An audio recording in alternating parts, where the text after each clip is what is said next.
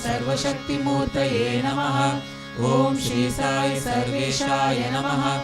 ओम श्री साई सर्वसंगपरित्यागिने नमः। ओम श्री साई सर्वान्तर्यामिने नमः। ओम श्री साई महिमात्मने नमः। ओम श्री साई महेश्वर स्वरूपाय नमः। ओम श्री साई पत्रिग्रामोद्भवाय नमः। ओम श्री साई पत्रिक्षेत्र निवासिने नमः। ओम श्री साई यशकाय शिरडिवासिने नमः। ओम श्री साई जोड़ी आदिपल्ली सोमप्पाय नमः। ओम श्री साई भारद्वाज ऋषिगोत्राय नमः। ओम श्री साई भक्तवत्सलाय नमः। ओम श्री साई अपान्तरात्मने नमः। ओम श्री साई अवतारमूर्तये नमः। ओम श्री साई सर्वभयनिवारिणे नमः। ॐ श्री साई आपस्तम्भसूत्राय नमः। ॐ श्री साई अभयप्रदाय नमः। ॐ श्री साई रत्नाकरवंशोद्भवाय नमः। ॐ श्री साई शिरडी साई अभेदशक्त्यवताराय नमः। ॐ श्री साई शंकराय नमः। ॐ श्री साई शिरडी साई मूर्तये नमः। ॐ श्री साई द्वारकामाई वासिने नमः। ॐ श्री साई चित्रावती तटपुट्टपत्ति विहारिणे नमः। ॐ श्री साई शक्तिप्रदाय नमः। ॐ श्री साई शरणागतत्राणाय नमः। ॐ श्री साई आनन्दाय नमः। ॐ श्री साई आनन्ददाय नमः। ॐ श्री साई आर्तत्राणपरायणाय नमः। ॐ श्री साई अनाथनाथाय नमः। ॐ श्री साई असहाय सहायाय नमः। ॐ श्री साई लोकबान्धवाय नमः। ॐ श्री साई लोकरक्षापरायणाय नमः। ॐ श्री साई लोकनाथाय नमः। ॐ श्री साई दीनजनपोषणाय नमः। ॐ श्री साई मूर्तित्रयस्वरूपाय नमः। ॐ श्री साई मुक्तिप्रदाय नमः। ॐ श्री साई कलुषविदूराय नमः। ॐ श्री साई करुणाकराय नमः। ॐ श्री साई सर्वाधाराय नमः। ॐ श्री साई सर्वहृद्वासिने नमः। ॐ श्री साई सर्वफलप्रदाय नमः। ॐ श्री साई सर्वपापक्षयकराय नमः। ॐ श्री साई सर्वरोगनिवारिणे नमः। ॐ श्री साई सर्वबाधाहराय नमः। ॐ श्री साई अनन्तरतकर्तृणे नमः। ॐ श्री साई आदिपुरुषाय नमः। ॐ श्री साई आदिशक्तये नमः। ॐ श्री साई अपरूपशक्तिने नमः। ॐ श्री साई अव्यक्तरूपिणे नमः। ॐ श्री साई कामक्रोधध्वंसिने नमः। ॐ श्री साई कनकाम्बरधारिणे नमः। ॐ श्री साई अद्भुतचर्याय नमः। ॐ श्री साई आपद्बान्धवाय नमः। ॐ श्री साई प्रेमात्मने नमः। ॐ श्री साई प्रेममूर्तये नमः। ॐ श्री साई प्रेमप्रदाय नमः। ॐ श्री साई प्रियाय नमः। ॐ श्री साई भक्तप्रियाय नमः। ॐ श्री साई भक्तमन्दाराय नमः। ॐ श्री साई भक्तजनहृदयविहाराय नमः। ॐ श्री साई भक्तजनहृदयालयाय नमः। ॐ श्री साई भक्तपराधीनाय नमः। ॐ श्री साई भक्तिज्ञानप्रदीपाय नमः। ॐ श्री साई भक्तिज्ञानप्रदाय नमः। ॐ श्री साई सुज्ञानमार्गदर्शकाय नमः। ॐ श्री साई ज्ञानस्वरूपाय नमः। ॐ श्री साई गीताबोधकाय नमः।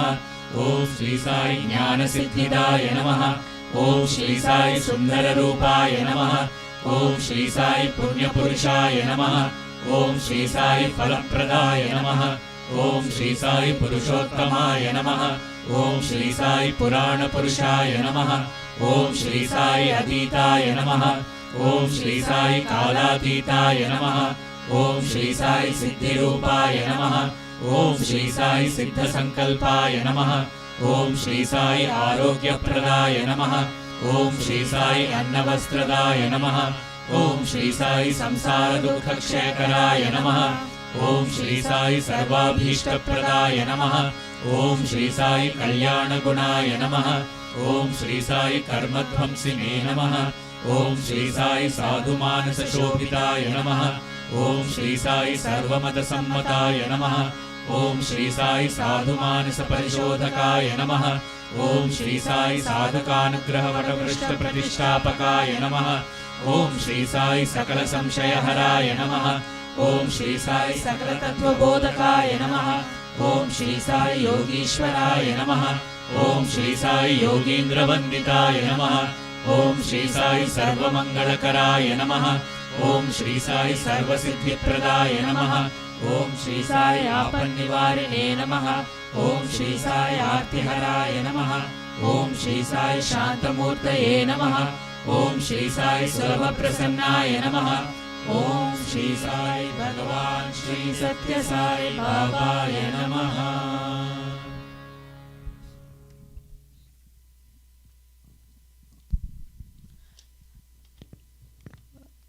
Our humble pranams at the divine lotus feet of our beloved Bhagavan.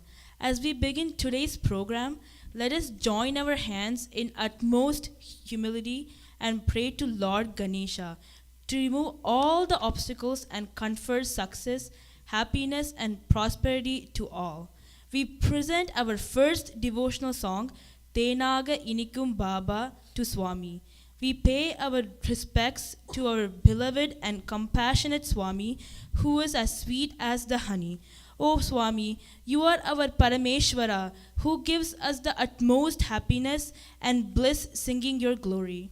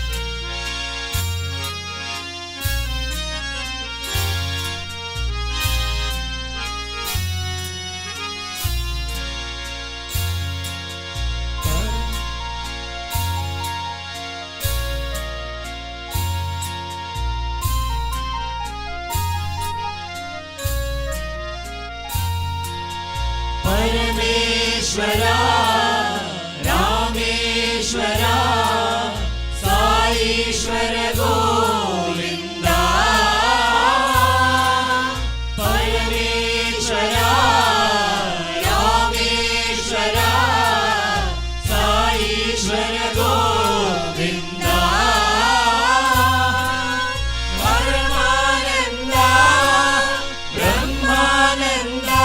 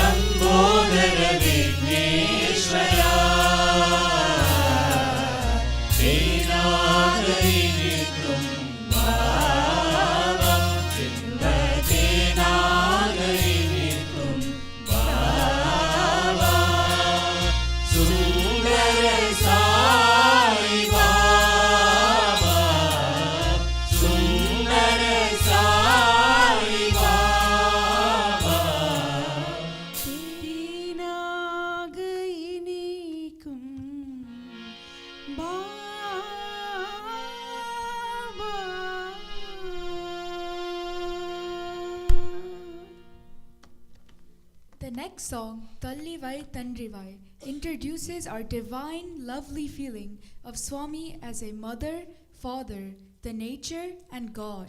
We recall those memorable moments spent with Swami and his nectarine words as divine commands. We offer our salutations to Swami, residing in our temple of the heart, and promise to follow his divine path. At the end, as a devotee, we surrender our life back to Swami as a divine offering at his lotus feet.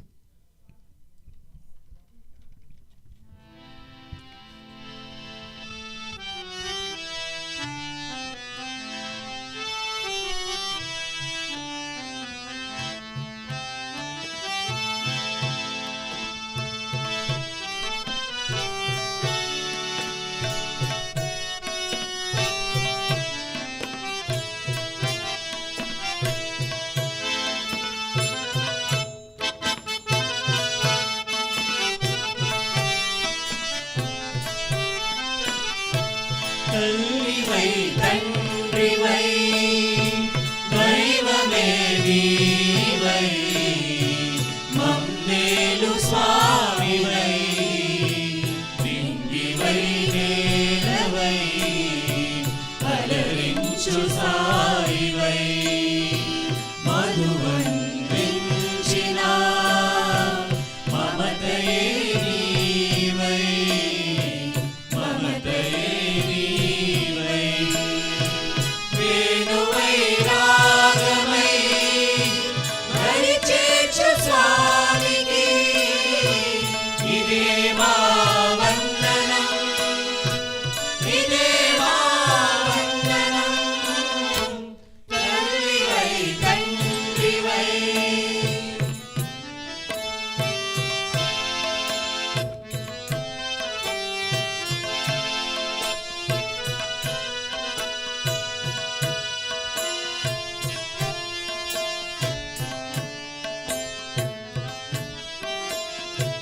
నీతోనే ఉన్న క్షణాలు మాకు కమ్మని కవితలు నీతోనే ఉన్న క్షణాలు మాకు కమ్మని కవితలు నీ పలుకులే మాకు కోయిల పాటలు నీ పలుకులే మాకు కోయిల పాటలు నీ వాకులే మాకు వేద మంత్రాలు నీ వాకులే మాకు వేద మంత్రాలు తల్లివై తండ్రివై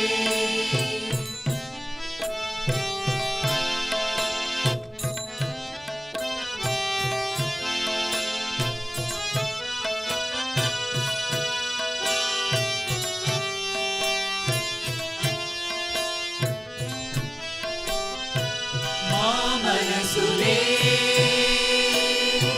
నీ ఆలయం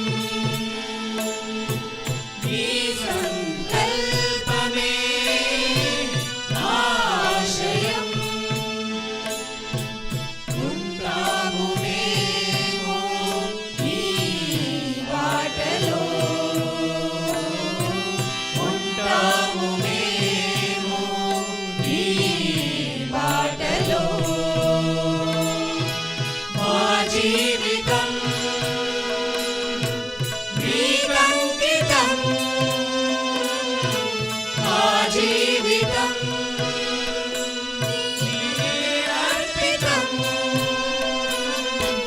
తల్లివై తండ్రివై దైవమే నీవై మమ్మేలు స్వామివై నింగివై నేలవై అలరించు సాయివై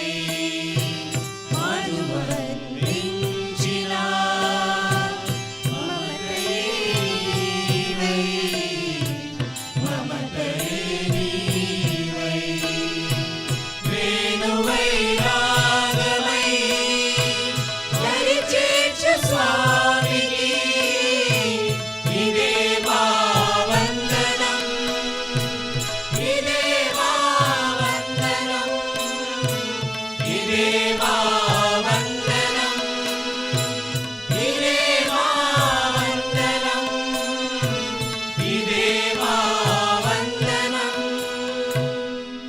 ఇదే మా వందనం.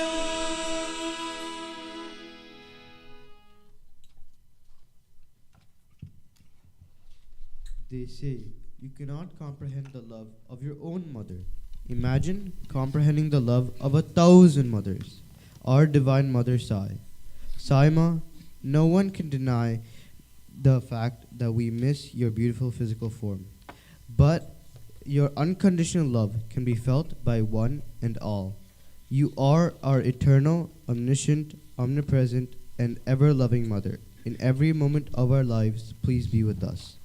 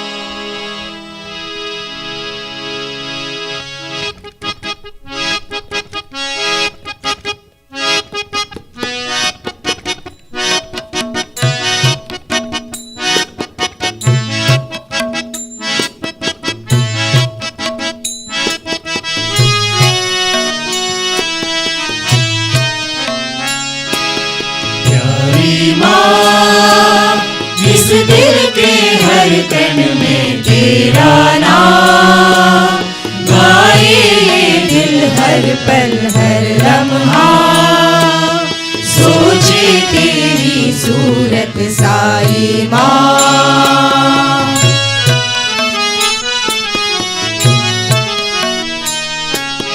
प्यारी माँ, इस दिल के हर कण में तेरा नाम गाए, दिल हर पल हर लम्हा सोचे तेरी सूरत साई माँ।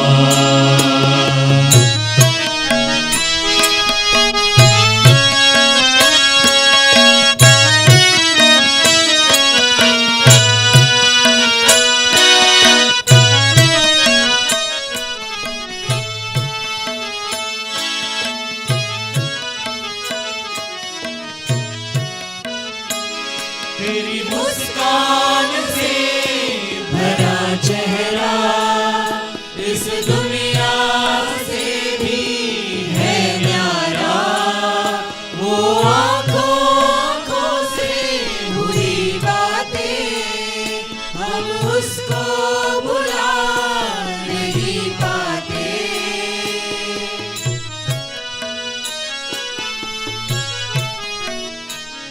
हम रूठे तो तुम मनाती हो, हम गाए तो तुम गुनगुनाती हो, जो कहते हैं हम तुम सुनाती हो, सपने सारे तुम पूरे करती हो।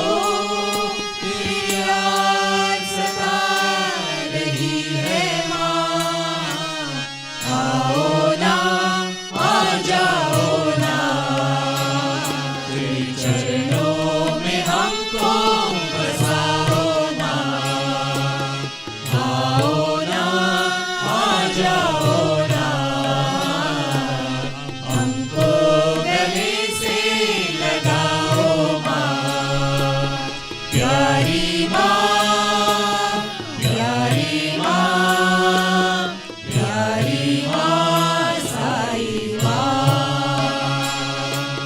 प्यारी माँ, प्यारी माँ, प्यारी माँ, प्यारी माँ साई माँ।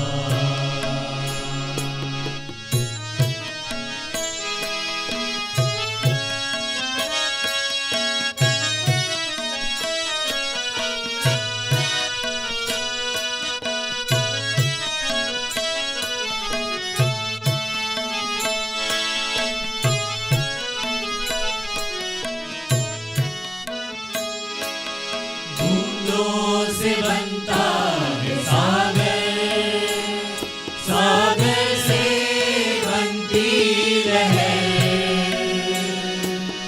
कोई जुदा ना कर पाए सागर से उसकी लहर।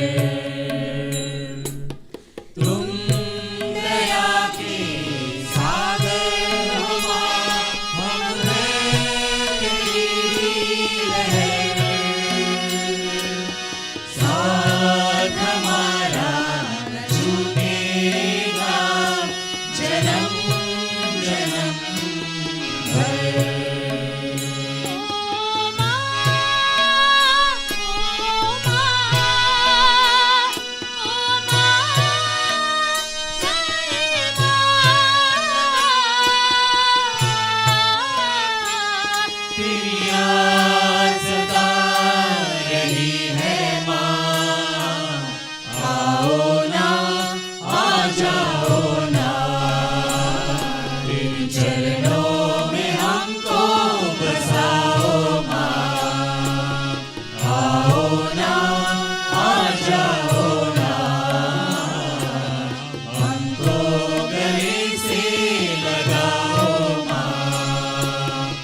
प्यारी माँ, प्यारी माँ, प्यारी माँ साई माँ, प्यारी माँ, प्यारी माँ, प्यारी माँ, साई माँ, प्यारी माँ, प्यारी माँ, प्यारी माँ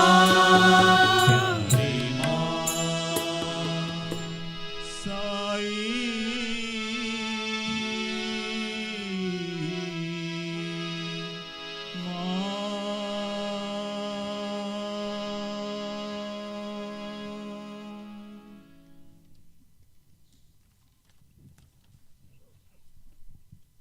Our next offering is a musical tribute to Swami, which is a simple tune, easy to sing, and at the same time meaningful and thoughtful. It is written in colloquial language, which takes us to earlier days of Puttaparthi. Indeed, old is gold. See Sathya Sai Baba, Jagannataka Sutradhari, who is the director of our life, which is indeed a play performed in this magnificent world. It is indeed difficult to understand Swami's Leelas totally. This song emphasizes having control of Arshad Vargas to move closer to Bhagavan, while people with no control of anger and desire are unable to realize Swami. Those who are truthful and travel in righteous path are near and dear to Swami. He is ever protecting them at all times. While fake yogis and people who lack wisdom cannot realize Bhagavan, it is indeed difficult to understand Swami's Leelas totally.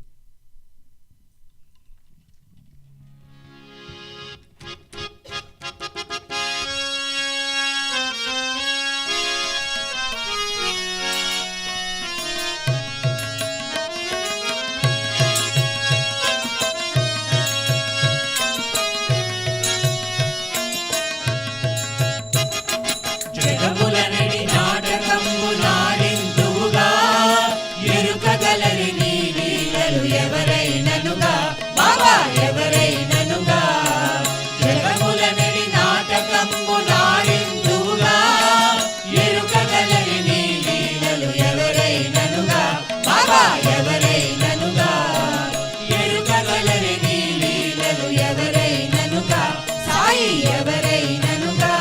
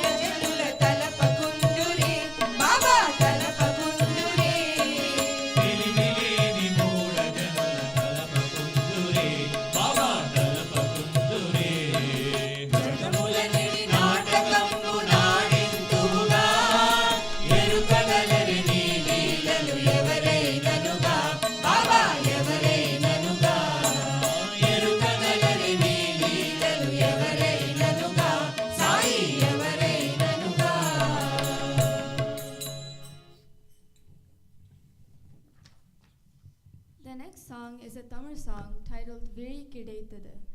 In this age of Kali, the path to goodness lies in chanting your divine name, Swami, by completely surrendering to you and anchoring ourselves to your grace. Human birth comes with joys and sorrows, but with absolute surrender at your lotus feet, we are guaranteed of your loving protection as we sail across the ocean of samsara. Let us always remember your assurance, why fear when I am here? Sairam.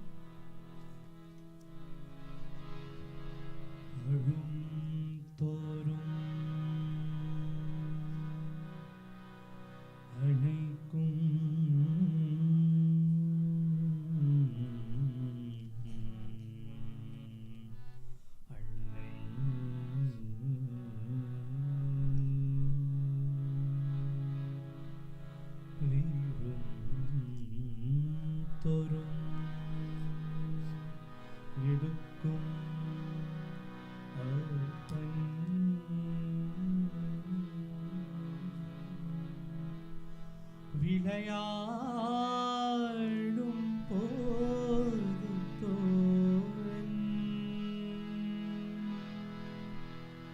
தொழும் தொறும் காக்கும் தெய்வம்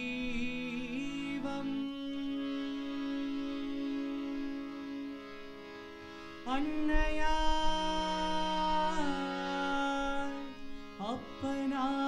அப்பனாய் தோழனாய்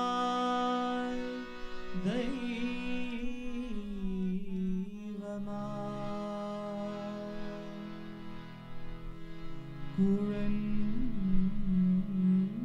குழந்தையாய் இப்படி உலாவும் என் Sadhguru Sainathan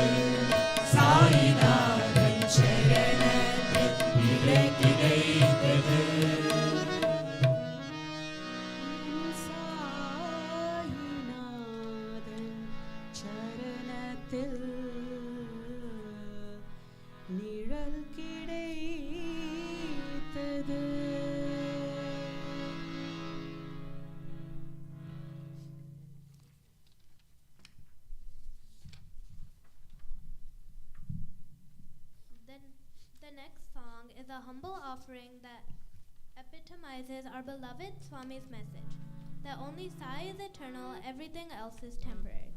When we see Swami's beautiful human form, we tend to forget the grandeur of the creator of our universe. We naively attribute human traits, thereby binding him to time. Today we are observing our Lord's Aradhana Mahotsavam, but our Lord is not bound to birth or death.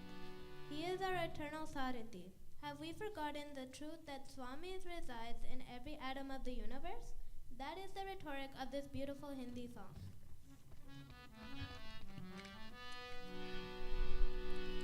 न जायते म्रियते वा कदाचिन्नायम्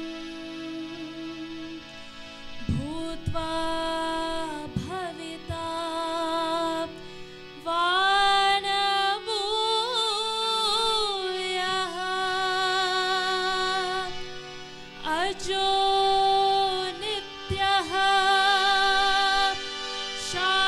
शाश्वतोऽयं पुराणो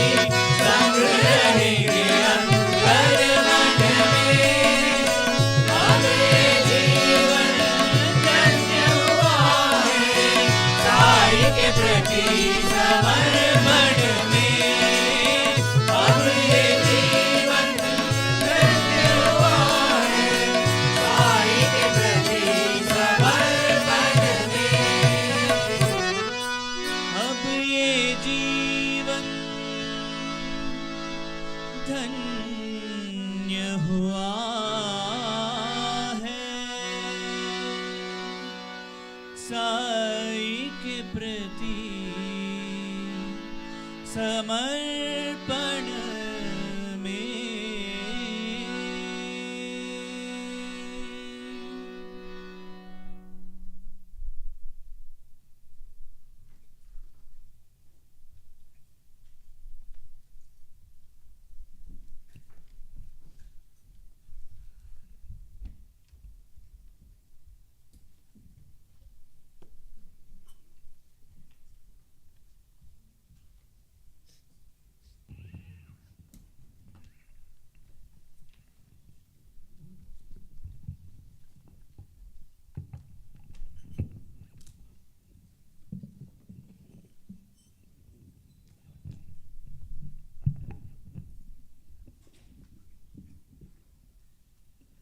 Om Shri Sai Ram. My humble reverential pranams at the lotus feet of our beloved Bhagavan. Sai Ram, dear brothers and sisters, welcome everyone. What a wonderful day we've had on this very holy and auspicious day of Aradhana Day. We started with wonderful service, collectively from all the centers this morning. And then now we are all gathered here. Thank you one and all for joining.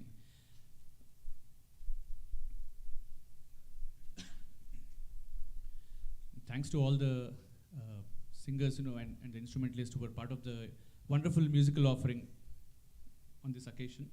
And then next we have our very own brother Sanjay Ghandikota. I'm sure all of us know him and their family. And we are very, very happy to have him amongst us today to deliver a wonderful talk on this holy and auspicious day of Aradhana Day. A small and brief introduction about our brother. Sanjay Ghandikota, he's from the Ghandikota family who has been blessed to be followers of Bhagwan Baba for 4 generations since the late 1950s. Sanjay represents the 3rd generation of his family along with his brothers that Swami graciously brought to his divine lotus feet. Being a grandson of Shri Ghandikota Subramanya Shastri Garu, revealer and rishi of the Sai Gayatri and founding member of the Prashanti Vidwan Mahasabha, and 5th son of Srimati Lakshmi Devi Garu and Sri Ghandikota V. Subbarao Garu. Sanjay was born and raised in New York and had the privilege of studying in Swami's college, the Sri Sathya Sai Institute of Higher Learning. Swami performed his Upanayanam, that is the thread ceremony in Puttaparthi, in 1981, and he joined Bhagwan's Institute in 1985 to complete his BSc and MBA in Prashanti Nilayam. During his studies, he was a member of the Institute band, participated in various cultural and sports activities in Swami's presence, and received a gold medal for MBA from Swami's Divine Hands in 1990. He also had the opportunity to take videos of Bhagwan during his years as a student. His MBA class had the good fortune of Swami directly teaching several courses to them. Swami performed his wedding to Sumana, who also represents the 3rd generation of her family that Swami graciously brought to his divine lotus feet, being a granddaughter of Sri Erramilli Krishnamurti Garu and 4th child of Srimati Kasturi Garu and Sri Erramilli Satyamurti Garu. In 1990, what was a double wedding of 2 brothers to 2 sisters. At Swami's direction, Sanjay and Sumana came back to the US in 1991 and live in New Jersey with their son Akshay, who was named by Swami and currently attends Brown University studying quantum physics.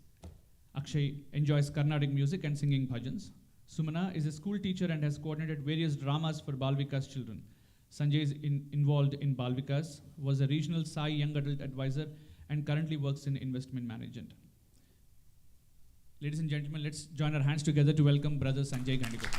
Sorry.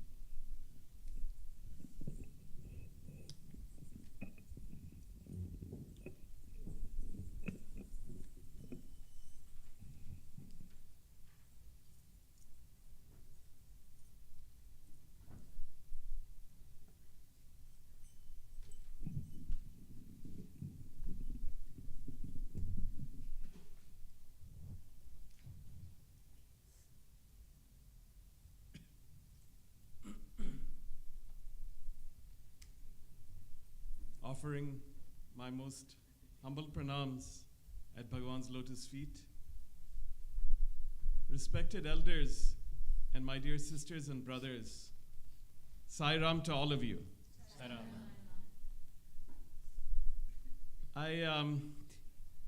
This is really a homecoming for me because I'm part of all of you.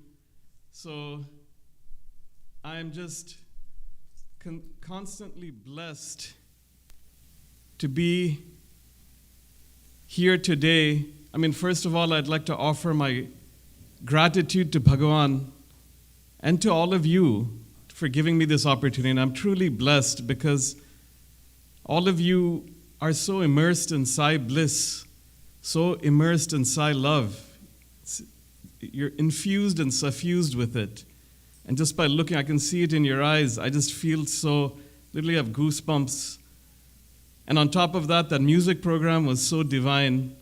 All the singers and instrumentalists and participants really took us to Swami's divine lotus feet. So thank you all so much. Very grateful for this opportunity and the opportunity to be here. Today, as we all know, is the Aradhana Mahotsavam. We miss Swami dearly, but Swami has assured us many, many times that he is always with us, in us, and around us, guiding, protecting, and taking care of us. I mean, what more can we ask from our loving Lord who showers us with the love of a million mothers? So I'll start with my first slide here. It says, so how do we express our gratitude to Swami? How do we express our love to Swami? Swami who has bestowed on us an infinite amount of grace and blessings, who constantly does that. And for the way that I thought that I would present it was how, as a student, and I know there are many students here, but also as devotees, you know, when we were a student, Swami actually taught us how. And I thought I'd relate a few experiences in that vein. So Swami once called, so this slide says, love for God must be manifested as love for man, and love must express itself as service. So Swami once called a group of students, and very often he'd call small groups and talk to them, each class and things like that. And once I had happened to have the good fortune of being in one of those groups. Swami said, and he's asked this question to many of the batches and many groups. Swami looked at the group of us there and said, "Do you love me?" And of course, everyone said, "Yes, Swami, yes, Swami." You've heard it, you've seen it on the videos. Students corral Swami and say, "Yes, Swami, yes, Swami." Then Swami said, No, you all only really like me. You don't really love me. But if you really do love me, you would do what I say, even if what I say is difficult. And that's true, actually, when you look back on it. We have no problem doing actions for our loved ones, and we do it even if we're inconvenienced. But in general, when we go outside, that same type of love may or may not be there. So Swami, how do we show that love to Swami constantly? Is the love for God must be manifested as love for man. And that's what pleases Swami. And that, on the first day, next slide please. Living with God is an education. Next slide please.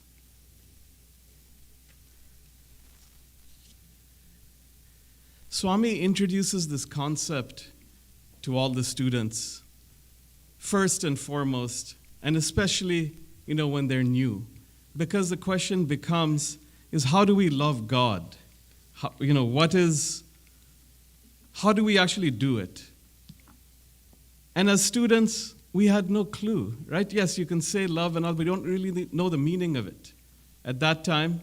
And I still don't know the meaning of it now. I always need Swami's guidance in terms of setting me on that path and making me know what to do, how to do, where to do. So in Christian theology, there's this concept of adorare, to love and worship with one's entire heart and soul. And so that's very, very important. The first thing, when students, and then it happened in my batch as well, the first thing students, when Swami calls, they'll say, Swami, to show their love, we all say, Swami, we'll die for you, we'll give up our lives for you. And Swami says, that is the wrong attitude. Live for me. That is what you should be doing, live for me. And how exactly does live for me mean eat, drink, and be merry? Is that what life is? No, of course not. And that's what Swami says is, live for Swami. Swami's life is his message, and he exhorts us that he says, your life is my message. And so that is how Swami teaches the students. In this particular slide, a few examples I'll give you. We were always touched by the amount of motherly love Swami would show on us. And a lot of times, as students, we would ask, Swami, what have we done to deserve all this? Why have we been given all this? And you know what Swami would say? He'd say, I gave a promise to your parents that I would take care of you. And Swami always discharges his promises and lives up to his word. And he said, all of you are my children. Pillalu. That is how he would refer to us, is as his own, always. And that's the kind of love that we would get. So, a few small examples of Swami doing this. Obviously I had a chance, all our, there's free education. We all know that the institutions are all free. There are no fees whatsoever, no tuition, no hostel charges, nothing. It's all provided by Swami. But on one occasion, he had a chance, he called a group of about 10 of us or so, and I was grateful to be part of that group. And he happened to call us for work in Purnachandra Auditorium. He said, there's a lot of work. He called 10, he told the warden these 10 boys, and he mentioned our names, and said, okay, these 10 boys, let them come and lift some boxes and do some this. And of course, we go there, and Swami is the embodiment of love. There was actually not much to do. There are a few small things to kind of move from here to there, and that was it. And right after we did that, he said, you all must be so tired. So here, and he started giving out snacks and sweets and this and that. And, that love of a mother was just, we were inundated with it. Then he pulled out an envelope, and there was a stack of 100 rupee notes. I know I don't know if they exist anymore, 100 rupee notes, but he fanned them out, and he gave each of us 100 rupees. And there was only 10 of us, so 9, roughly 10, maybe a little more or less.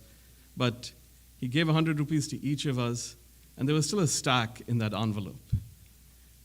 And Swami said, you all must be wondering why I have this and why there's a stack left here. And he said, see, one of you is a scholarship student. So there was one boy in there who couldn't even afford toothpaste, toothbrush, simple pen, pencil, notebook.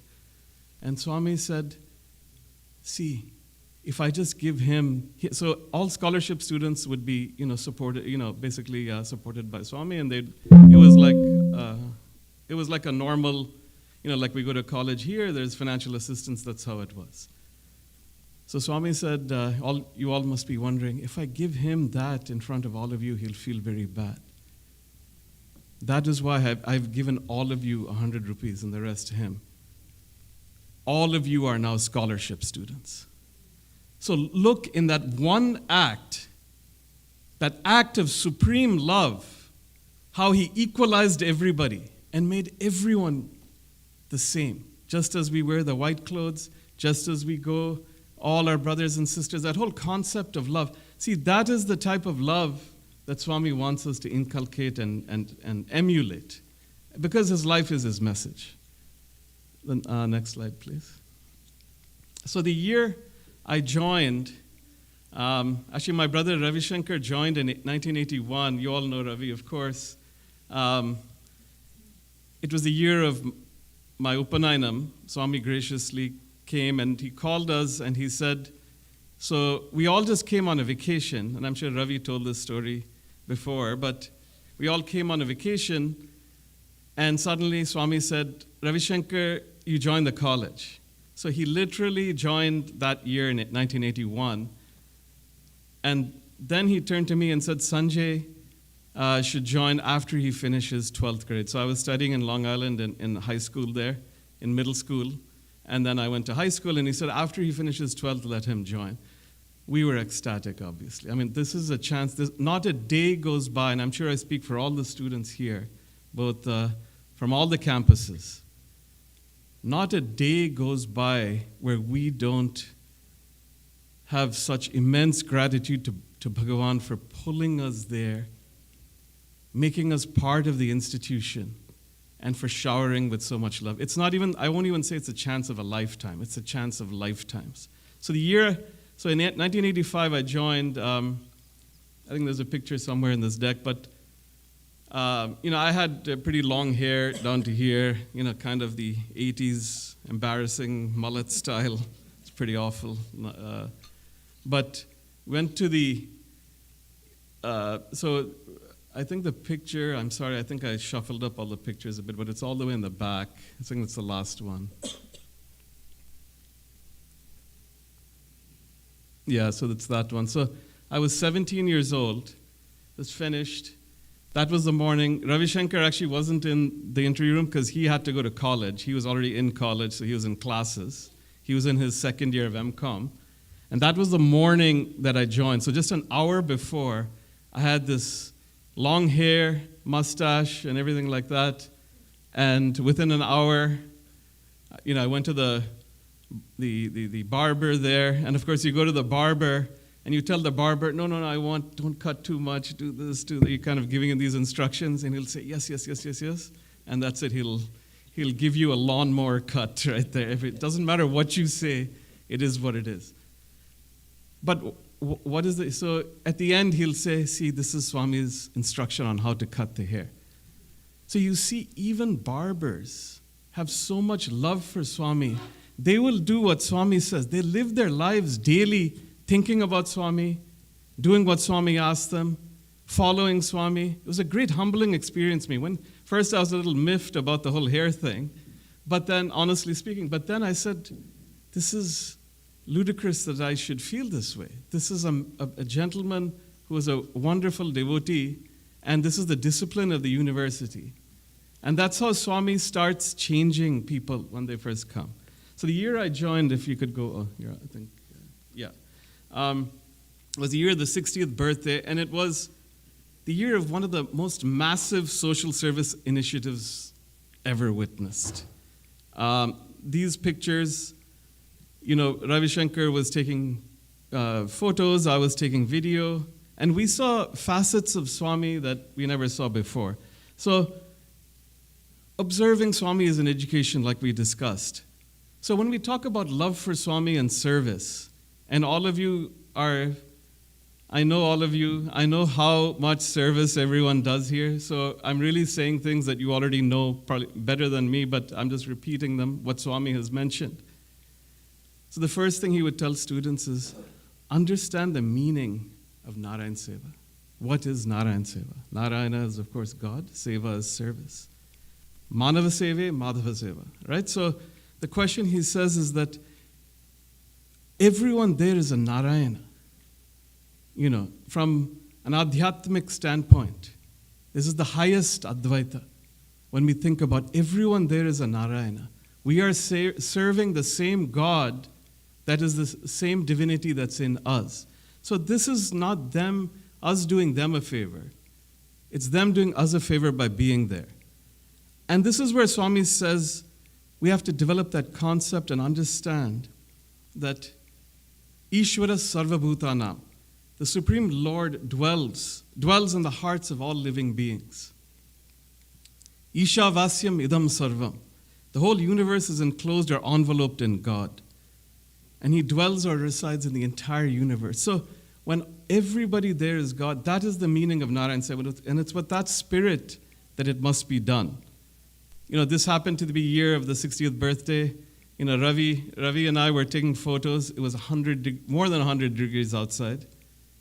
We went into the kitchens with our cameras, 130 degrees in there, probably. Cauldrons of sweet rice, tamarind rice, all sorts of other things. And we saw Swami went in there and told, put more ghee, put more sugar. Some people, we were a little surprised, that's a lot of sugar going in there, a lot of ghee. So Swami later told us, when he had called, then this over the time of my student days and Ravi's, he would constantly tell us, and he explained to us one time, see, those workers, and people who have come, they're actually they're workers who have come from many miles. They've given up a day's wage to come there. And so they work in the hot sun. The caloric intake that they require is much higher than what one would normally need, and that's why I'm giving them. So, later on in MBA, Swami would tell us, you should know your target audience. That's a very commercial term, right? But Swami was in effect in MBA telling us the same, that we should know who we serve.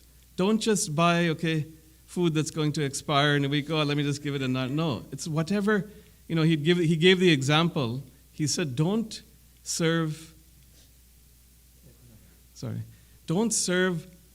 1 rupee rice for Narayan Seva and eat 10 rupee rice at home. Obviously, there are different grades of rice. Obviously there's a budget, so you do the best you can, but kind of make sure it's palatable and it serves. Now, when you go and feed people in a hospital, maybe they have dietary restrictions, then you do that. But he said it's very important to know this. And he said, the poor, they live a life of surrender. They pray for their next meal and leave everything to God. Their entire life is challenging, but they always think of Swami. So these people, and Ravi will tell you, we've spoken to them in many, many occasions. They don't have money for their next meal, let alone for the next day, but they say, Swami will provide. Swami will take care. And that's what Swami does.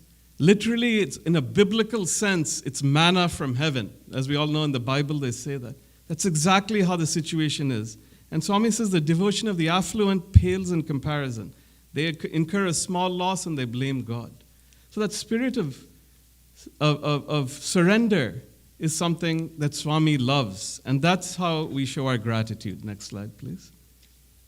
To help the helpless is the only way to please, reach, and follow him. So, next slide. This is a slide of Swami was talking to us. He took 2 courses for us when I was in MBA. One was was actually on ethos and values, and the other one was great leaders. Because Swami said it's important to have that value, the ethos and values, and inculcate that in education.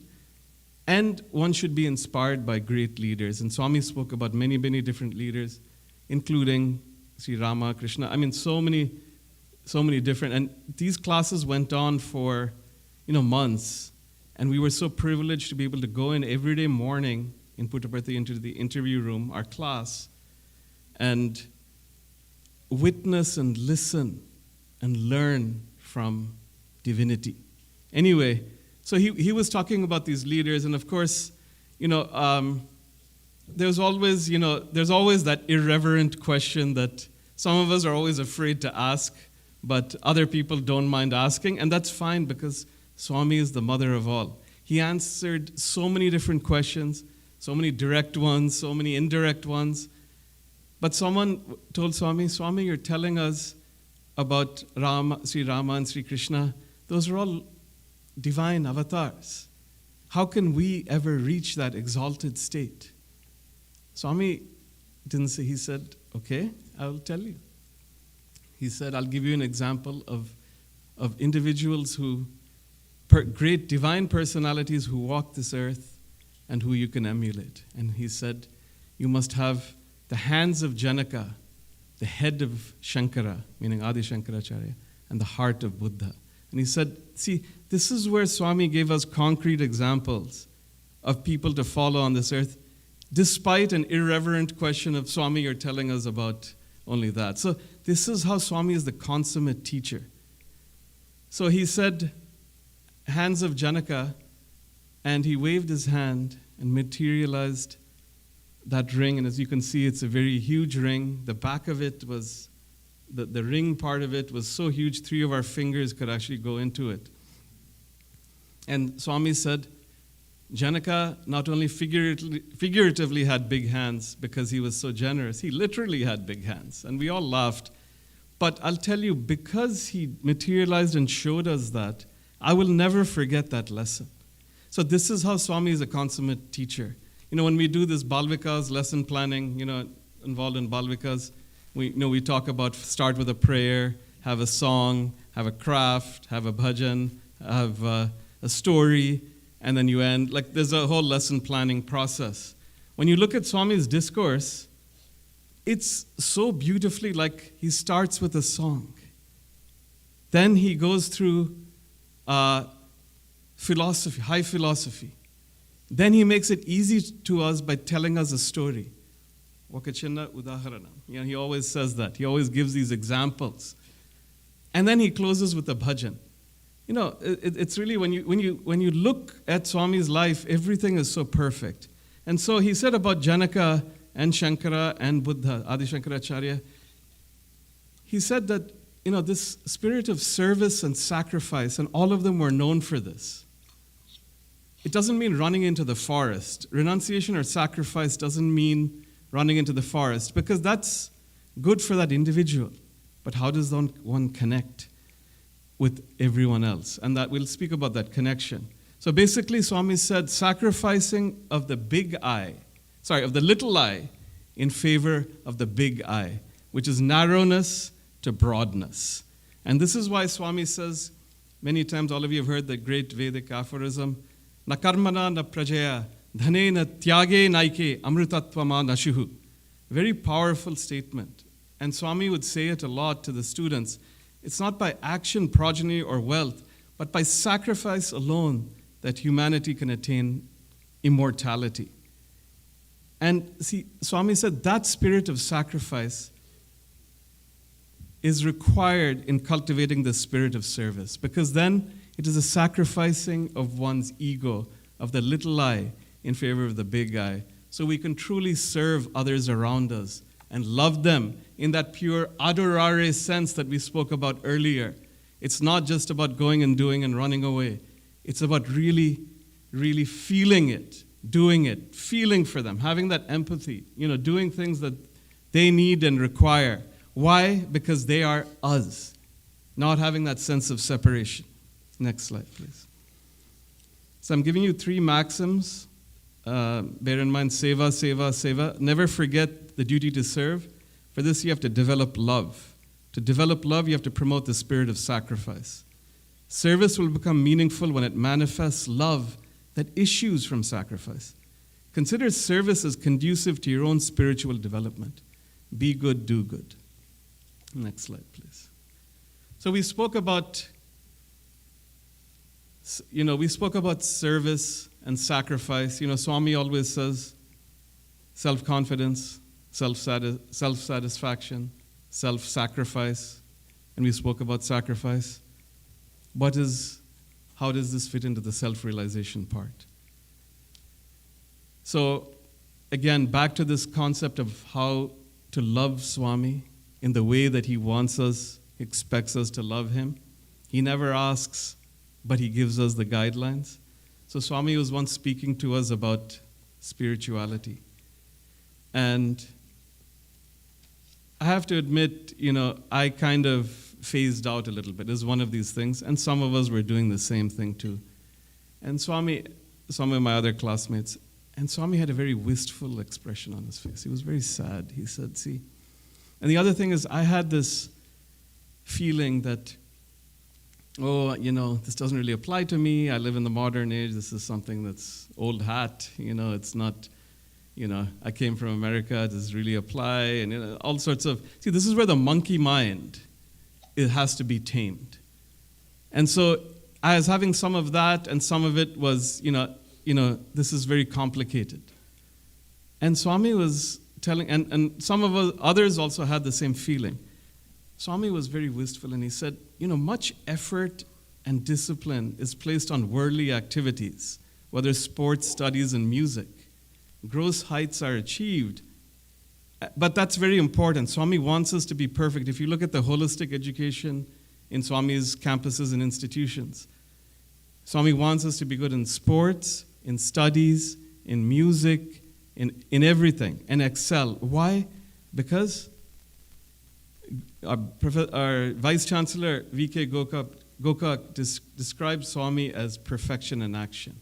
Now, of course, that is the goal. But if, as Swami says, if you don't aim high, you will never reach that. You have to make that effort all the time. And Swami will take care.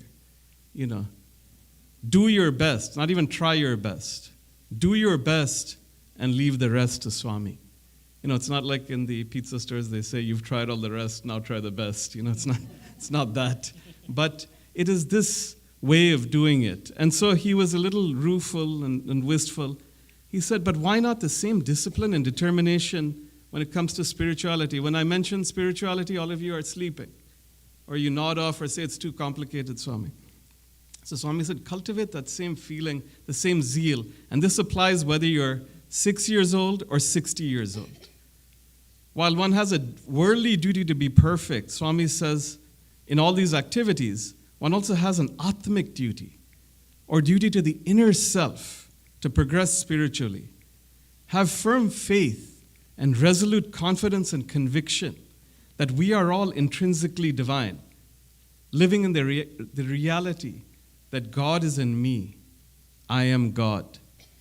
Moving from aham dehosmi, I am the body, to aham brahmasmi, I am God. So it is that sense of expansion that he wants. So when we talk about self-confidence, the first leg, self-confidence doesn't just mean, and he would tell the students this, it's not just the physical self-confidence. Yes, it means have self-confidence, have conviction when you're doing right. When you're doing wrong, don't repeat. When you're doing right, have conviction. But it doesn't mean you need to be aggressive or anything like that. Be a good example. And but at the same time, that self-confidence leads to the self-sacrifice. But how does it actually lead to that? It is when we go from the small s self-confidence to the big S self-confidence. And that's what Swami taught us as students, is that big S self-confidence is having conviction that we are divine. When we feel that we are divine, we will always do right. And and we'll go through that a little bit more. So another example here is, when I was kind of phasing out a little bit, Swami looked at me and he said, Sanjay, like that. All of a sudden, I was kind of shocked. He said, who is the current Vyasa? I didn't know what to say. And this is for all you cosmology buffs. Why did Swami mention this to me particularly? It's because when I was a child, I always loved astronomy and cosmology and all of this. And that's what Swami knows how to attract. For every student, for every small child, he'll always use the methodology that appeals to them to bring them in. See, what a wonderful teacher he is. So what can I do? I had no idea. You just give a sheepish smile and say, Swami, Sheminsan. And you bow your head and say, please forgive, Swami. And he said, you don't even know this much, he said. Then he said, this is the current Vyasa. Vyasa is actually a title, one who classifies the Vedas. This is Swami said, this is the 28th Vyasa, and his name is Krishna Dvaipayana. In this Mahayuga cycle of Kruta, Treta, Dwapara, Kali Yuga. So every Mahayuga cycle of these 4 yugas, has Vyasa.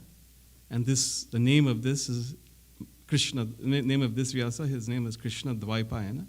He's the 28th. We're currently in the 7th Manvantara of 14. Manvantara is a grand epoch of time. I won't get into all this, but we know the name of the Manu of this Manvantara. His name is Vaivasvata Manu, and Swami went through all of this.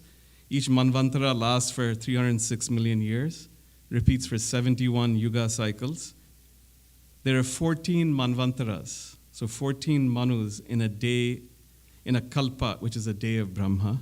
We are in the 51st year of Brahma. A Kalpa is equal to 4 billion years. Anyway, I won't get into too much of this, but 50 years. So Swami, when we do these pujas, we say, Shweta Varaha Kalpe, Vaivasvata Manvantare, Kali Yuge Pratamapade. So, what is the meaning of all that? Swami said, this is a macrocosm, grand epochs of time. But, he said, we are not insignificant. Why? So when we look at creation, this macrocosm, Swami says, Ekoham bhausyam, the one has become many. But at the same time, the Vedas declare, and this is what Swami says, we chant on Narayan Suktam, Antar bhaischa tatsarvam vyapya narayana stitaha. So what the meaning is, divinity is present in you, with you, above you, around you, all the time. And that is the linkage between everything. That's why Swami says, Ekameva advitiyam brahma. So God is only one without second. Means this unity, in all of this diversity, there is this great unity, and that unity is divinity. So that's how he explained this. So we are not insignificant. We are born to help each other. We all have that atmic connection. We are all one. And this is the force that drives the universe. And this is what we must. So when going back to Narayan Seva, this was the way that Swami explains is looking at it from the angle of this macrocosm to the microcosm and back. So Swami said the study of scriptures is important because, we will understand and learn this. He always says, Bhagavatam Tsadute Bhagavata. If you study the Bhagavatam, you'll be better for it. You'll be better. So, next slide, please. So another lesson, he said, let me just check the time here.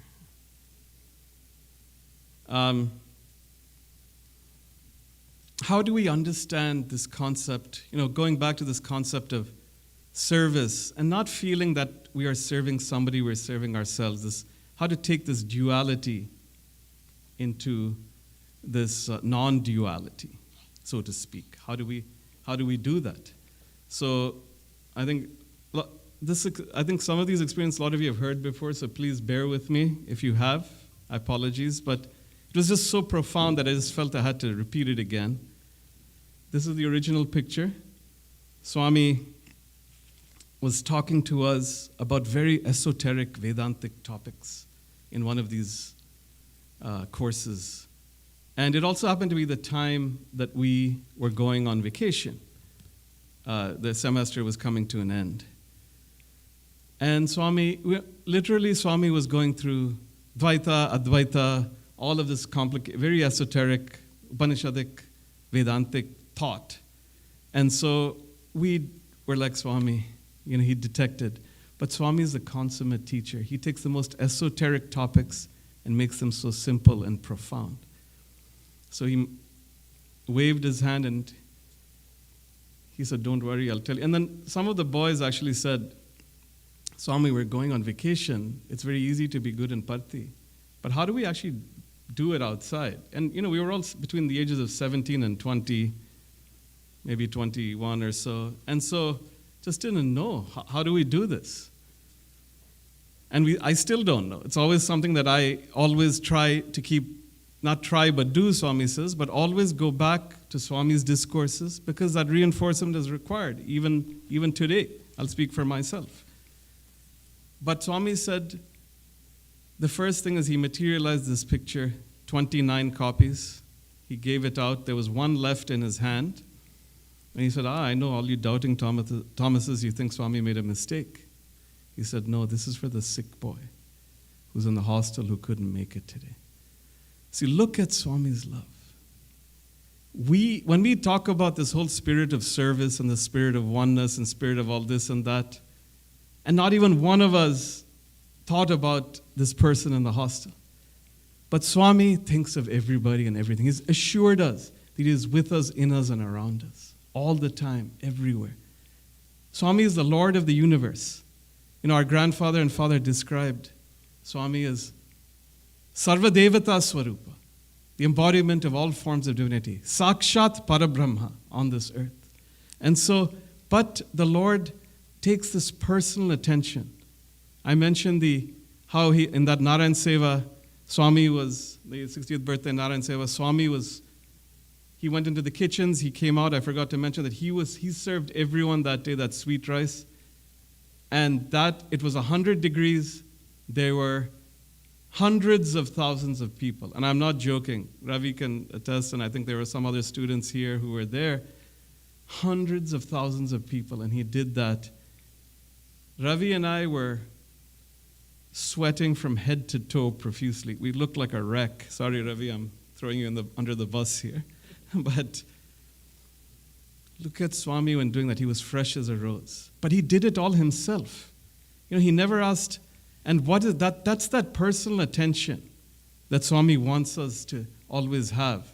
Don't just delegate. In MBA, he would tell us, in MBA, they would tell us, you must delegate, you must delegate, you must delegate. Swami says, no, not delegate. It's management by example, MBE. You set the example first. Then you can delegate after that, but first you set it. It doesn't start with delegation and do that. So anyway, he created these photos, and that's how he thought of us. He thought of the boy, and he fanned them out, and he said, this is a picture of two Swamis. Sorry,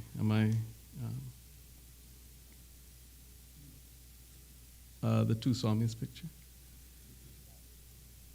Yeah, so that one is, so he said, when you go out on vacation, well, first, the two Swamis, I'll just quickly explain. He said, the Swami who's talking, there's one Swami, a Swami who's talking, and the Swami who's listening. And we found this very humorous because Swami said the Swami who's talking is the bad Swami. And we were like, we laughed because we don't even think of Swami. Only Swami can say something like that. And he said the Swami who's listening is the good Swami. And what he meant to say was, when we go out in this world, and Swami never likes the word bad applied to any. He said, when he said that, he qualified it by saying, there are no bad people. We are all intrinsically divine. But people choose to do bad actions. But he said, for the simplicity of the verbiage, he was saying, okay, when you go out, there'll be Swamis who do good actions and Swamis who do bad actions. And why are they all Swamis? Because they're all divine. They all have divinity within them. So they are all Swami, just as we are Swami, and just as Swami is Swami. That's what he mentioned that day.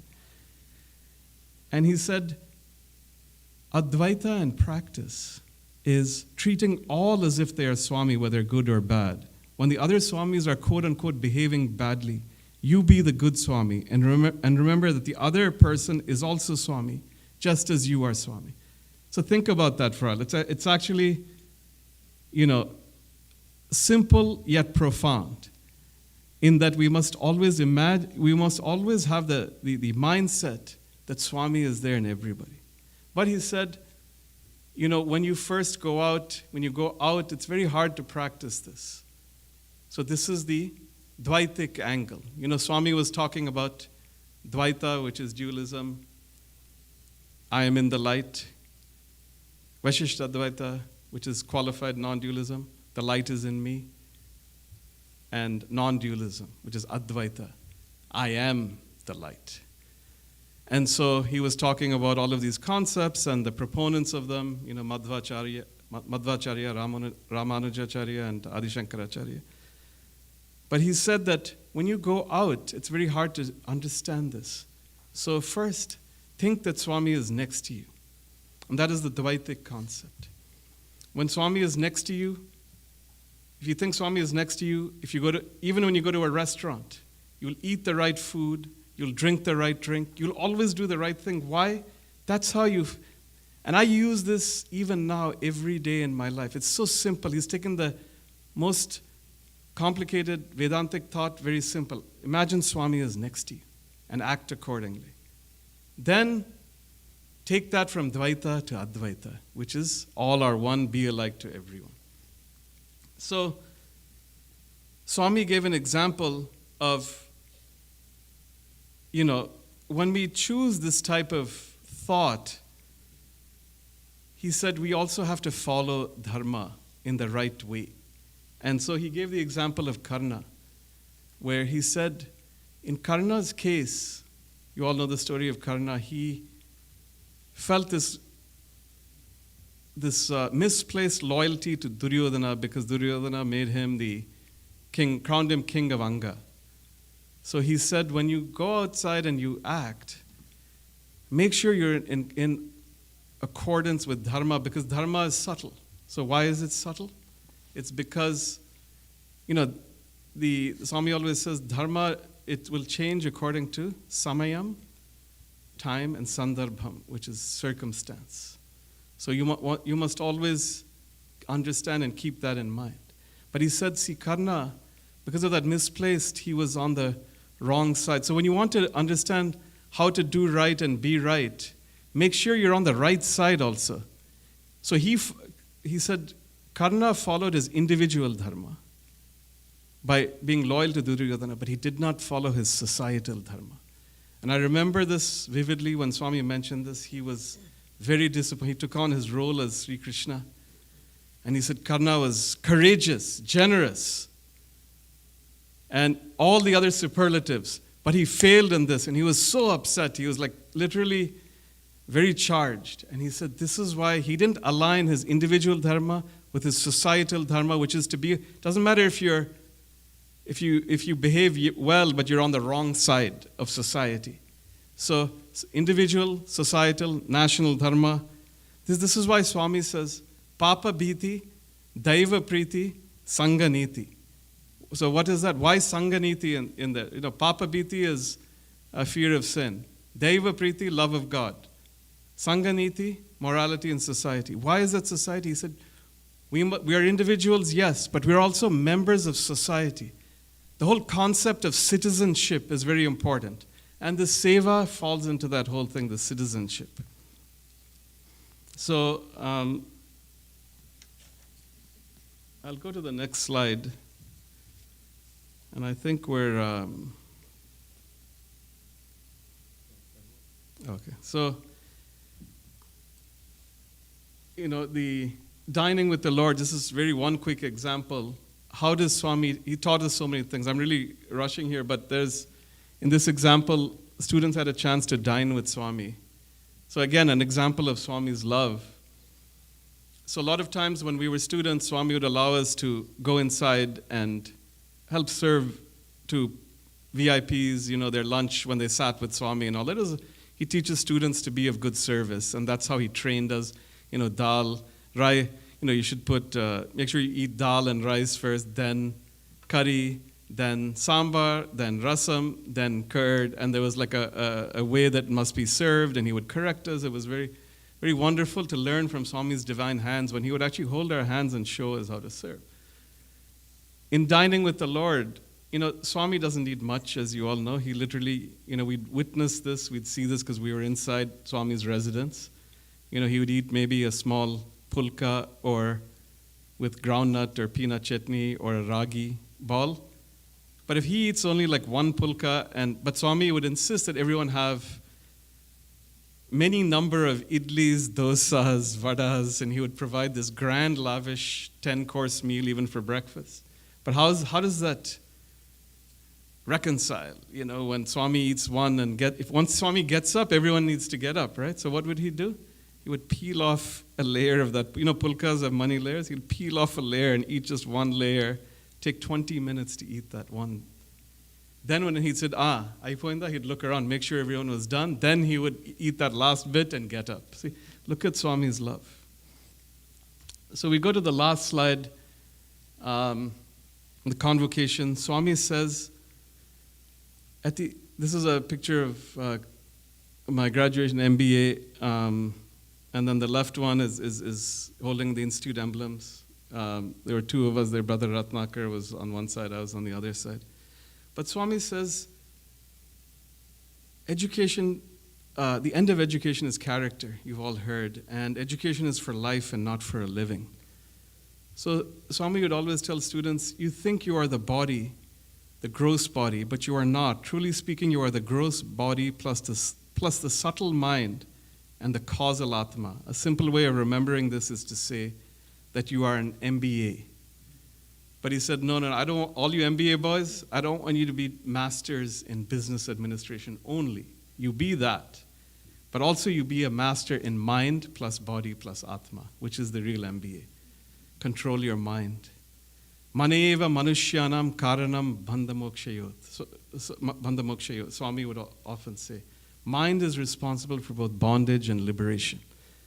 So that's what's very important, is controlling that mind.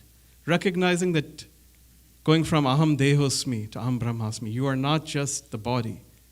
Aham brahmasmi, that is the atmic concept. Tattvamasi, thou art that. And not to forget that. So Swami would say, master your mind and be a mastermind. So like that, this is how Swami sent us after graduation. And of course, education is a never-ending thing with Swami. Next slide, please. And Swami would say, cherish gratefulness on this Aradhana day, Mahotsav. Swami, how do we please Swami? Back to that. Engage yourselves in pure activities with pure hearts and earn a good name. What you have to offer to me is the good name earned by you. This is the highest expression of your gratitude. This is what Swami wants. Students should bear this in mind. Not students alone, but all spiritual aspirants should cherish in their hearts with gratitude the good done to them by others, and always remember whatever form in which help was rendered to them. Only those who lead such grateful lives will be able to find peace and happiness in their lives. I desire that all of you, the messengers of Sathya Sai, should constantly think of God, continue to render social service, lead ideal family lives, and enjoy peace and happiness. This is my benediction for you all. So Swami gives us that benediction. He's constantly with us, in us, and around us. And he has charged us with the ability. Swami makes the latent patent. The fact that everyone here is constantly involved in Sai service, Swami will take care. Swami is with us. He'll make us, he'll empower us, make us capable to do anything. Why? Because Swami says, take that one step and I'll take 1,000 steps. Next slide, please. I don't know if I have time for this. Is another 5 minutes or so, or is it? So I wanted to just go to how is the other way that Swami wants us to be grateful to him, and that is in satisfaction of parents. And I wanted to give a personal example here. Next slide, please. So our father, my brothers are here, Swami asked, for 30 years my father said, I want, and my mother, they came to the US in 1950, and for 30 years they kept asking Swami, can we come back? And he'd constantly say, no, you be there. 1 year, which was in 84, which was my senior year in high school, and I was going to join, Swami told my mother and father, Subbarao, I think you should come back now. That's it. Our father just lifted up, went, we came back, packed up everything, and he was in the UN, even the Secretary General was saying, Subbarao, why are you leaving so quickly? You have another many years of service here. He said, no. My Lord has given me instruction. I'm going. And he just went. Came. My grandfather fell down, broke his hip just within the week that he went there. Fast forward, within some period of time, our grandfather passed away. But before he passed away, he told my father was there at 5 a.m. Normally he wouldn't go to the hospital, but at 5 a.m. he went there, and my grandfather said, never forget that Bhagavan is Sarvadevata Swarupa,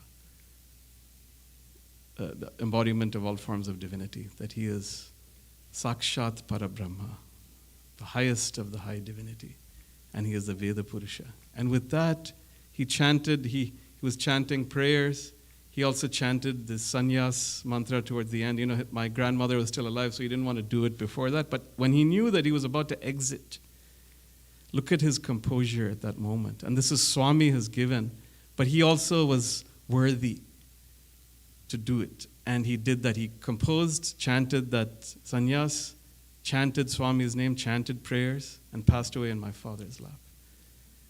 Later on, Swami called my father for interview and said, Subara, if you hadn't had come when I called, you would have had to have taken 100 lifetimes to repay the debt that you owe your parents. And so, fast forward again to 2003 December.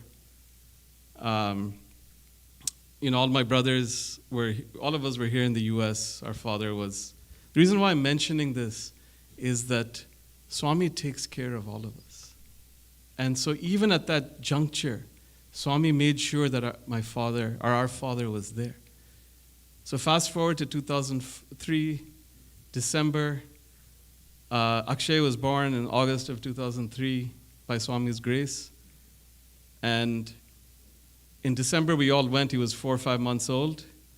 I kind of delayed in Bangalore, waited a little too long. And every day, Swami was asking when I was going there, when is Sanjay coming? And he'd ask my father, and my father would say, in 3 days. And he'd rub my father's chest. 2 days, he'd rub his chest.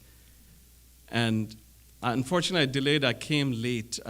We arrived just after bhajan. Arati was finished. Swami went upstairs. So then that evening, our father was playing with Akshay, and he had a good time. At about 3 a.m., and we just came from America with a new baby. 3 a.m., my father had chest pains, and I didn't know what to do. Immediately got into a van. My mother was sitting on the floor of the van. I was sitting on the seat next to my father, holding him. And Akshay and Sumana were at home because he was a baby, he couldn't come. So she was with him. And we were going in that van towards the hospital. And my father looked at me. I can't even imagine when I think about it now, when I see that. He gave me that look, a look that I really don't want to remember. And then he looked at my mother. And then he looked up and he said, Sai Ishwaraya Vidmaye, Sathya Devaya Dhimehi, Tanna Sarvav Prachodaya. That's it. Over. I was in shock. Didn't know what to do. Just came with the baby. Swami's grace, he was born after 13 years. And I, came, didn't know what to do. So this is at 5 in the morning, 4 or 5 in the morning.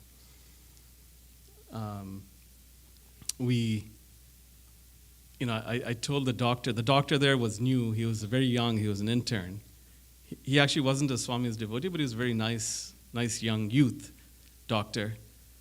He said, listen, we have to move your father. I said, please doctor, please keep him here until I inform Swami. Because I didn't want to preclude a miracle. You don't want to keep agreeing, I just wanted to see. Not see, but I just wanted to, just fall at Swami's feet first.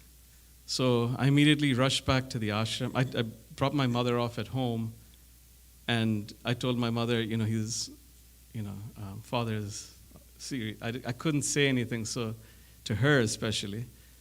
So I said, he's serious, and I went there, and I went to 5 in the morning. I knocked on Swami's residence. Someone came down, opened the door, and they asked me what's the issue, and I said I couldn't say it, so I just said, Father is very serious. They said, okay, we'll inform Swami. Went up, and Swami said, tell Sanjay to come up. So I went up, and I said, Swami said, Amy. And I didn't know what to say. I just fell at his feet. It was tears, and I said, Father is very serious. I said in Telugu, of course, Father is very serious.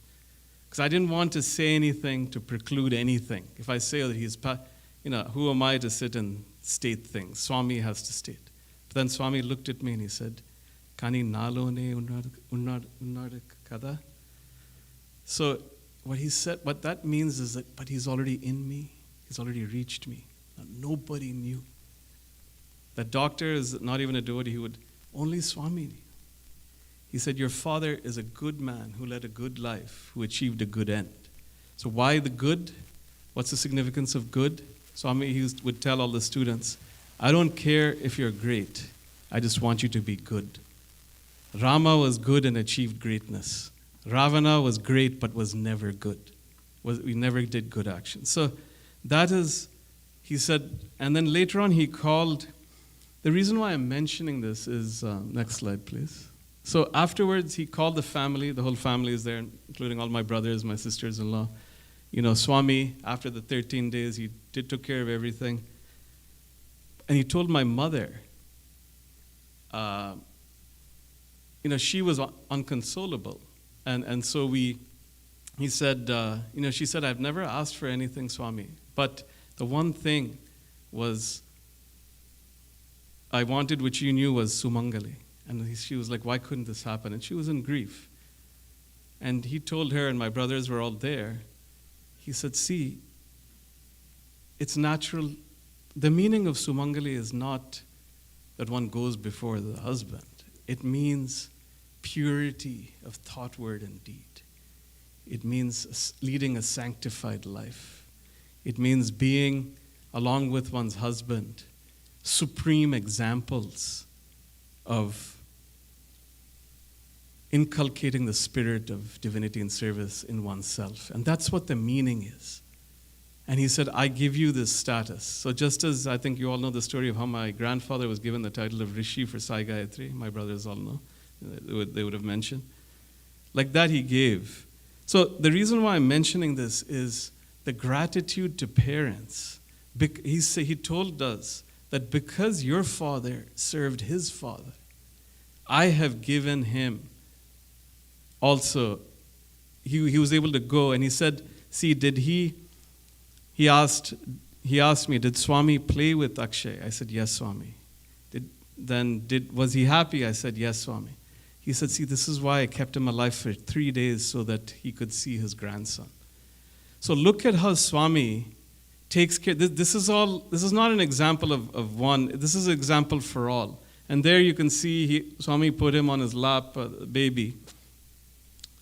It's really synonymous for all of us. It's one of those things where Swami was consoling the family, consoling everything, making everyone happy. He was telling my mother all of these things. And so the reason why I mentioned this in this Aradhana Mahotsavam is how Swami takes care of us from beginning to middle to end and makes sure that even in that last time, can you imagine having 5 sons? If not even one is there at that last minute, it would be, difficult for mother. So he made sure that happened. He made sure that my father was there when his father passed away.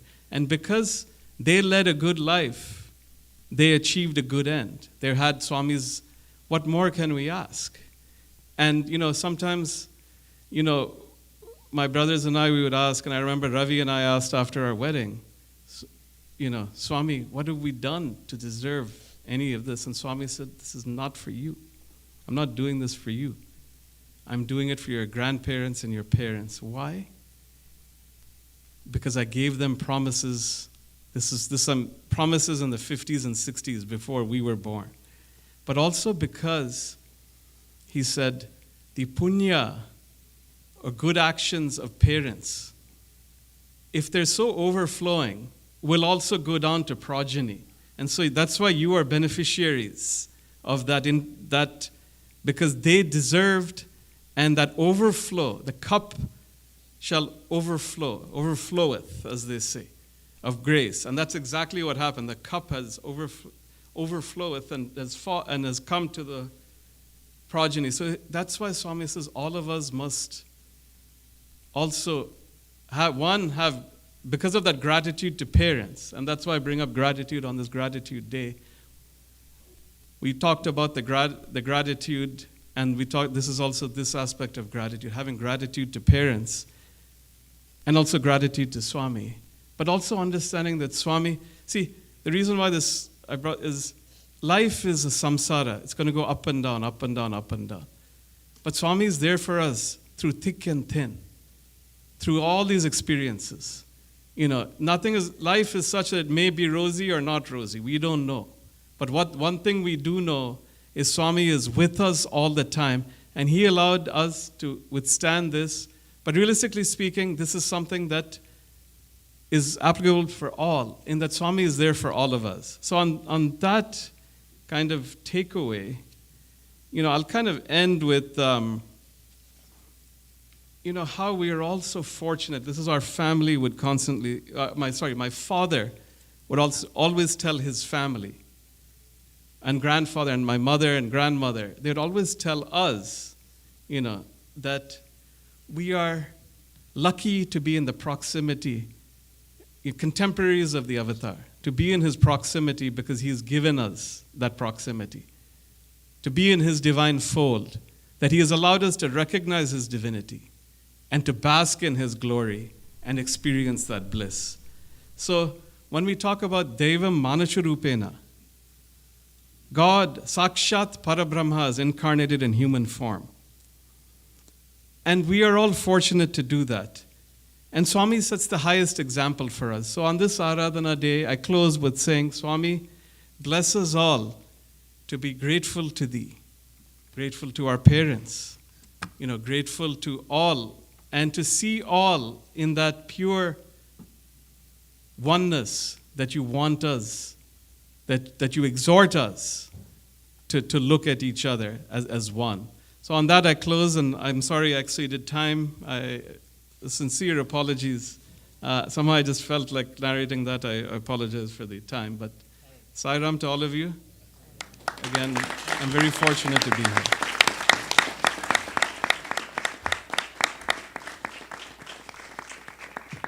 Thank you, Brother Sanjay, for your pearls of wisdom. And we really appreciate you taking the time, because Brother Sanjay had a really busy weekend traveling to NC and other places.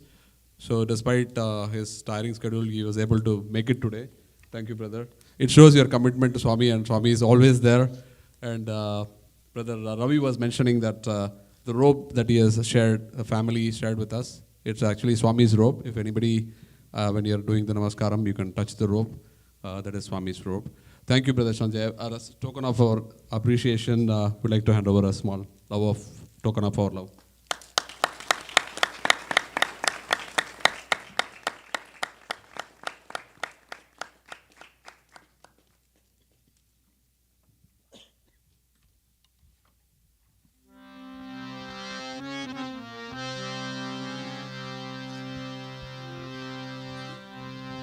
गणेशचरणं परमपावनं सत्यसायिनं गजाननं गणेशचरणं परमपावनं सत्यसायिनं गजाननं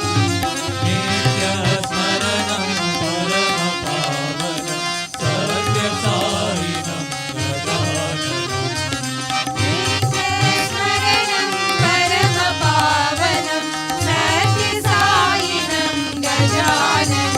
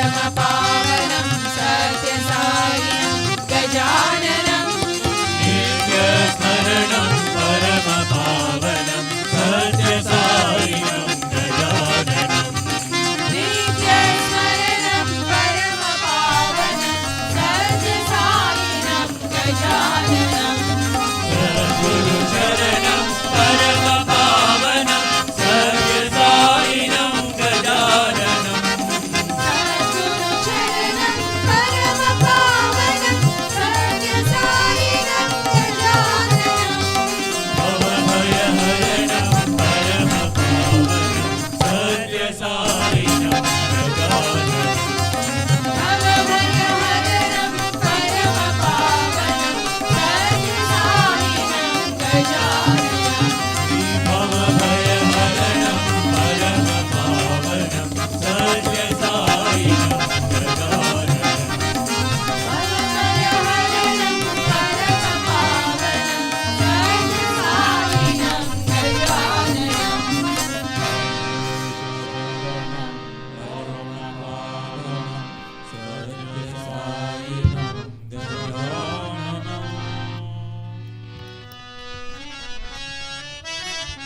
जय गुरुदेवा श्री साई महादेवा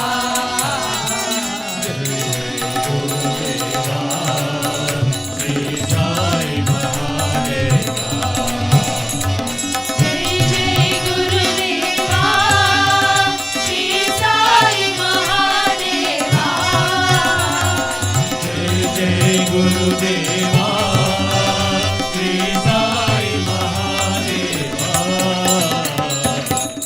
जय गुरुदेवा श्री साई महादेवा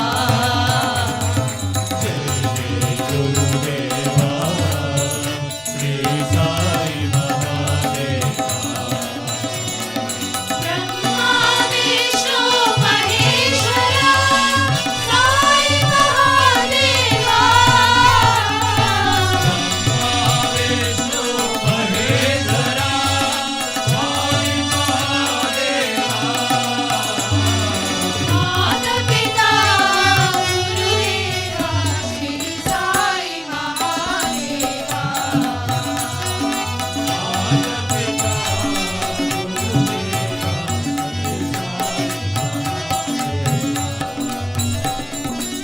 माता पिता गुरुदेवा श्री साई महादेवा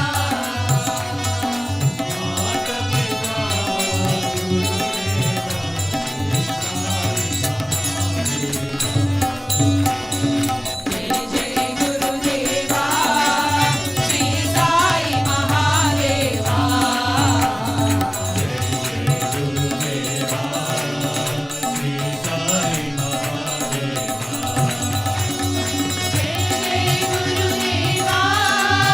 श्री साई महादेवा जय जय गुरुदेवा श्री साई महादेवा जय जय गुरुदेवा श्री साई महादेवा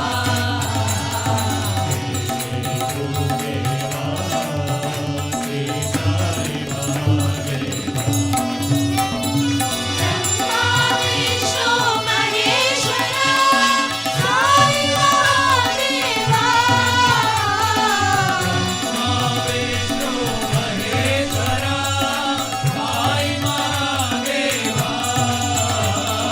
माता पिता गुरुदेवा श्री साई महादेवा गुरुदेवा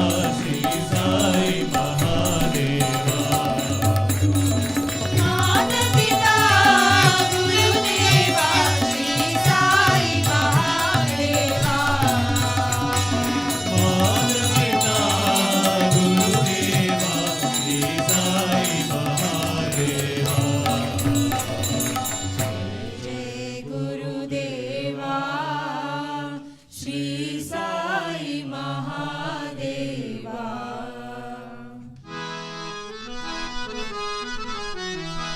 अम्ब शङ्करी परमेश्वरी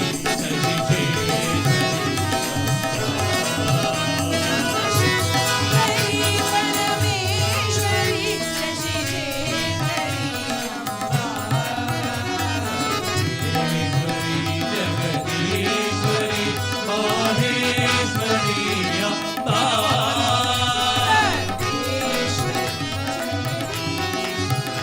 माहेश्वरी अम्बा अम्ब सुन्दरी गुणमञ्जरी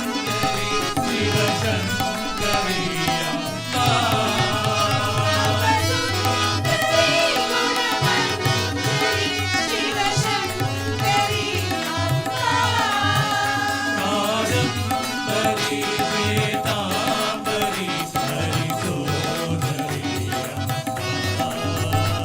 कादम्बरी श्वेताम्बरी हरिसोदरी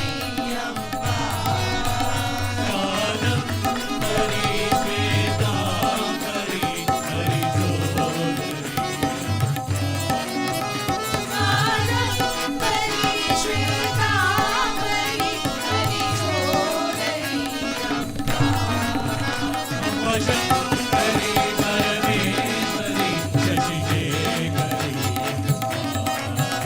अम्ब शङ्करी परमेश्वरी शशिशेखरी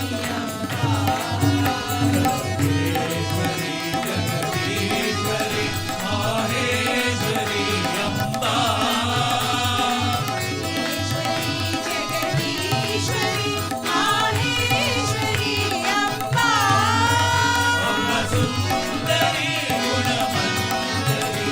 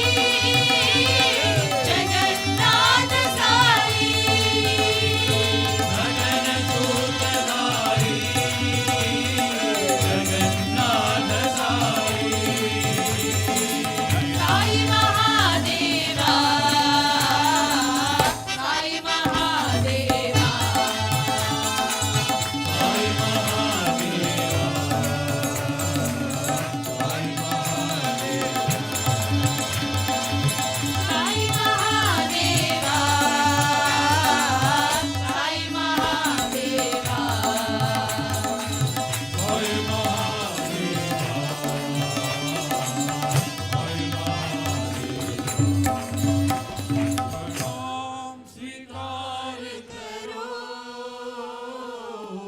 साई महादेवा।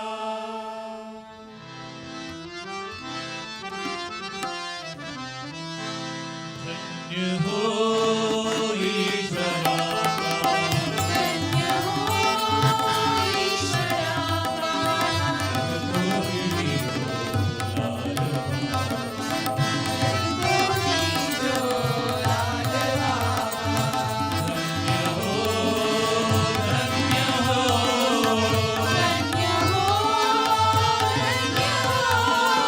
कलयुग में अवतार लिए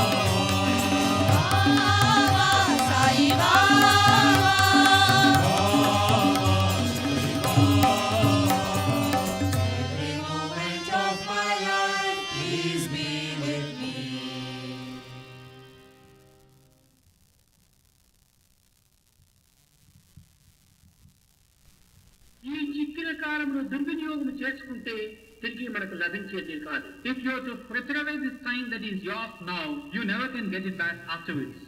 చిక్కిన చాయిని ఒక్కలేక చక్క చేసుకోండి. This tie which has come within your grasp, make him secure and firm in your possession. పోయిన చిక్కను పట్టేసిన ఈ పాదసేవ అయ్యండి. Once you lose this chance, you never can get this పాదసేవ of Sai. భక్తిని ఇచ్చి, శక్తిని ఇచ్చి, ముక్తి చేర్చునండి. Conferring on you devotion, giving you the strength necessary, leading you on to liberation.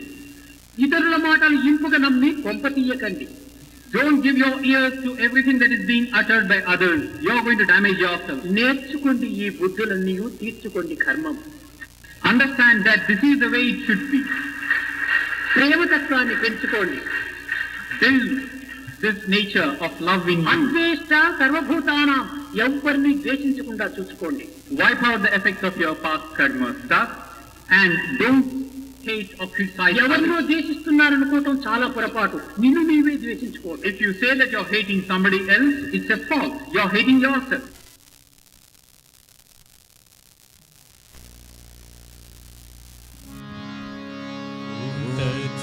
Shri Narayan तु पुरुषोत्तम गुरु तु सिद्धबुद्ध तु स्कंद विनायक सविता पावक तु सविता पावक तु ब्रह्मवश तु यहोव शक्ति तु येषु पिता प्रभु तु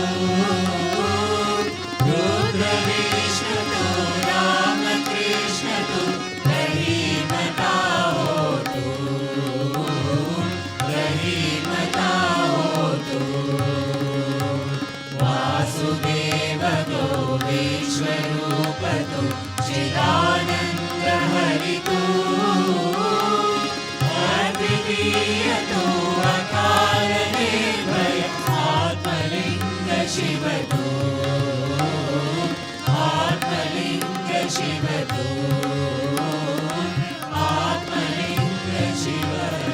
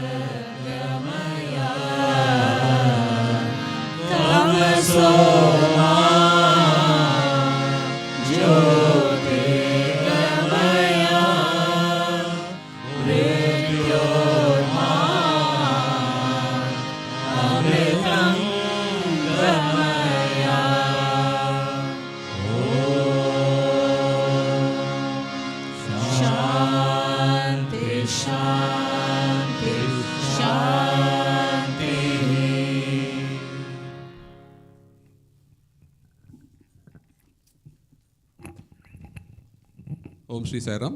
Sai Ram everyone. On behalf of all of us, I offer my humble pranams to the lotus feet of Bhagavan Sri Sathya Sai Baba for offering us this wonderful opportunity today, culminating with the beautiful devotion program in the evening. We started off with the Seva, the morning, like Brother Kalyan mentioned. We got the opportunity to serve almost 1400 Narayans, and the importance of Seva was pointed out by Brother Sanjay and what it means. So again, we got the nice opportunity to serve all the Narayans today. Joined hands with all the New Jersey centers. We want to thank all the centers and all the members from our center for participating in the Seva. Let us give one round of applause for all of us to helping with the Seva. Again, coming to the devotion program, we had a wonderful set of devotion songs. All our adults practiced so well and executed it. Again, thank you, Brother Kalyan, for leading it, and all the hosts and all the participants for taking the practices. Let us give one round of applause for all of them. It is indeed. Adults and YS also. Adults and YS, of course. Thank you so much for this wonderful performance today. And of course, the divine vibration from all our unison bhajans. Thank you so much. And all of this, again, is Swami's message, unity. This doesn't happen by itself. There is a team of people that work behind all this, like the devotion team that has put together the program. At the same time, there is a bunch of teams that works towards this. The bhajans doesn't sound well until the audio team, always the Dhwani team, they take charge and the audio visuals. And of course, the Alankaram team, as usual, they produced a beautiful altar today. Thank you, Brother Chandra and the Alankaram team for this. And then, of course, our Annapurnis who are backstage, making sure that I'm not staying between you and the dinner. So they're always helpful. And thank you all for participating today. It's a weekday, I know. Thank you all, one and all for participating. And again, thank you to the Kitty Kipple management for allowing us to use this facility. Thank you one and all. Thank you. Sai Ram.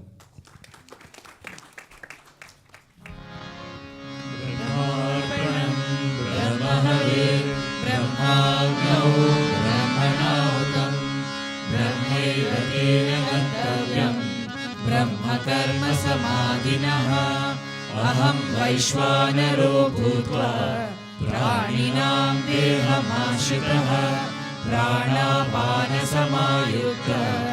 पचाम्यन्नं चतुर्विधम् ॐ शान्ति शान्ति शान्ति जगदीश हरे स्वामी सत्य साई हरे भक्त जना संरक्षक भक्त जना संरक्षक पति महेश्वर ओम जय जगदीश हरे शिवदना श्रीकरा सर्वा प्राणपति स्वामी सर्वा प्राणपति आश्रित कल्पलतिका आश्रित कल्पलतिका आपदासवा ओम जय जगदीश हरे